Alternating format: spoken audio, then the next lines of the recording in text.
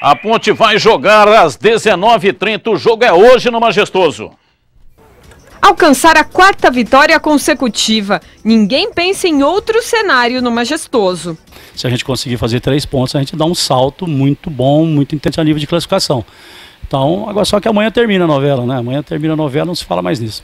Os 3 pontos diante do Ituano serão muito bem-vindos. Se a boa fase em casa se confirmar, a Macaca vai chegar à vice-liderança do Grupo C do Paulistão. A gente tem que entrar da mesma maneira que a gente entrou no Clássico, a gente entrou contra o Comercial, que a gente jogou contra o Comercial no segundo tempo.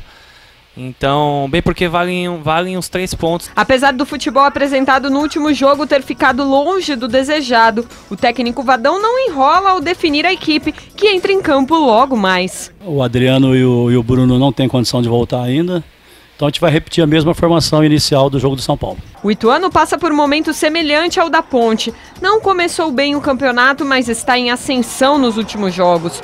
Como a partida é em Campinas, os pontepretanos precisam tomar cuidado com 2 palavras: retranca e contra-ataques. Nós vamos ter um time muito difícil. O Ituano tem um time muito bem organizado, um treinador jovem que inclusive foi meu jogador, um cara que tem ideias novas, tem uma noção muito boa do futebol europeu, porque jogou na Europa, e tem um time compacto, com uma bola parada fortíssima do Anderson Salles, que é um zagueiro, que finaliza muito bem, tanto escanteio, pênalti, falta. Então o Ituano tem muita coisa para a gente se preocupar para poder vencer. Apesar da boa fase, o ataque alvinegro é o pior dos 8 primeiros colocados. Missão para um camisa 9, artilheiro do time e que não tem medo das cobranças. Em relação à cobrança, a gente sabe que se a gente voltar a não vencer apenas um jogo, a mesma pessoa que te aplaude hoje, ela vai te criticar, e assim vice-versa. Nós temos que estar com a cabeça tranquila, entender o torcedor, que ele é muito importante para nós. Olha, tá aí o Alemão tá numa fase boa, mudou, mas quem mudou o Alemão foi o Vadão.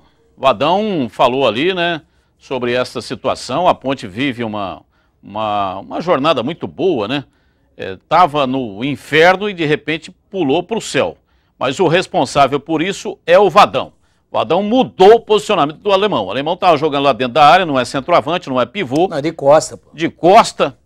Então, é isso que a gente consegue, assim, né, observar quando o treinador...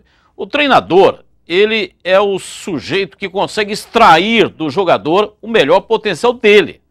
Porque ensinar o jogador de futebol é muito difícil você ensinar o jogador a jogar futebol. E o Alemão sabe jogar futebol. Então, por que com o Márcio ele não estava conseguindo, aliás, o Sidney Moraes, ele não estava conseguindo jogar e está conseguindo jogar com o Vadão? Posicionamento, caramba.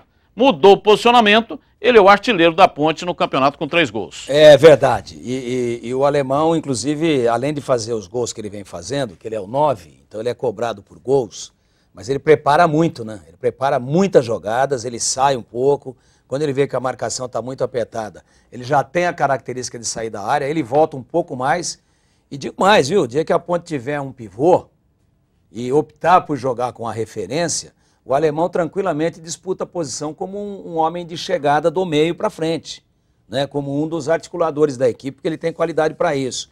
É um jogador versátil, estava muito mal fisicamente, melhorou um pouco, ainda não está no auge da sua forma física ou no ápice. Mas deu uma afinada, hein, Tigrão? Mas deu uma afinada. A silhueta dele ali estava bem cheinho. Não, tá bem. Ainda não está no ideal, ele sabe disso, mas evoluiu muito, inclusive tecnicamente. Agora a Ponte, né, Paulinho, hoje já vai ter, que você deixar para nós aqui, você assiste o programa aqui no estúdio.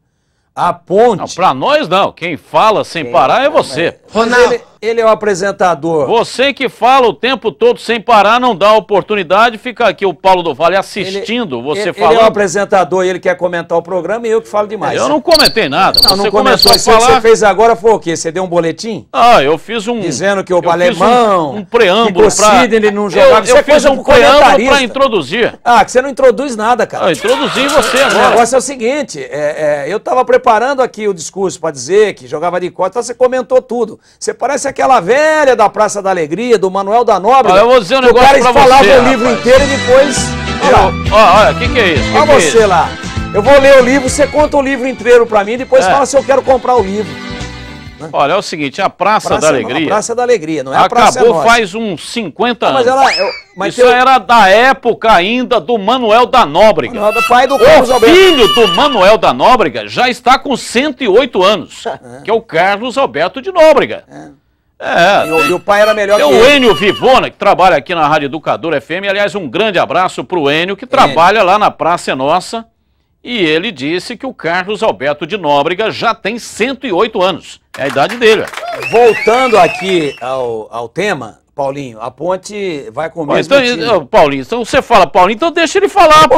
Mas eu vou chamar. Deixa ele falar, você fala Paulinho e ele fica olhando pra sua cara. Eu vou botar ele na cara do gol. Essa cara feia, pô, pelo amor de Deus. Eu vou botar ele na cara do gol, pô, ô Márcio Fernandes. É o seguinte, a ponte vai com os mesmos 11 para início, mas o banco tá enriquecido. O banco tem duas novidades. Aí, tá vendo? Põe na cara do gol, pô. A Ponte Preta tem hoje Thiago Carleto no banco de reservas, lateral esquerdo, 24 anos, e o Bida. Bida muito elogiado pelo Vadão, foi jogador dele no Vitória da Bahia, o Vadão indicou ele pro Santos, e agora, por coincidência, é jogador dele na Ponte Preta, o Bida, que veio ainda quando o Sidney era o treinador. Portanto, essas duas novidades no banco, apesar do time ser o mesmo que enfrentou o São Paulo, ainda sem o Adrianinho e sem o Bruno Silva, dois jogadores no DM. Você viu o que é pautar o repórter? Você viu?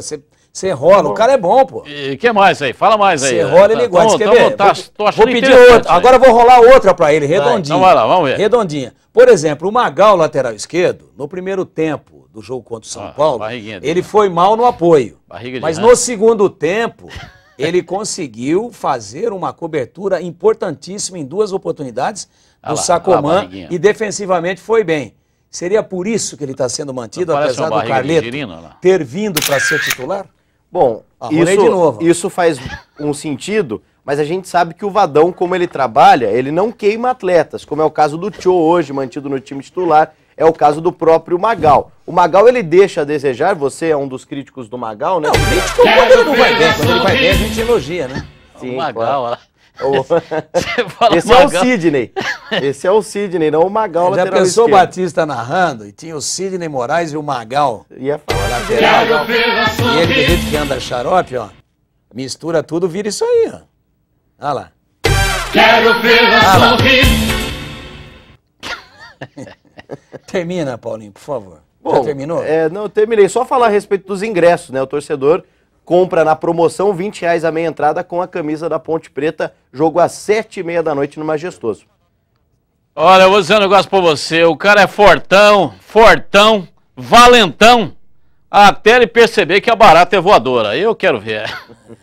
Um rápido intervalo, voltamos já já.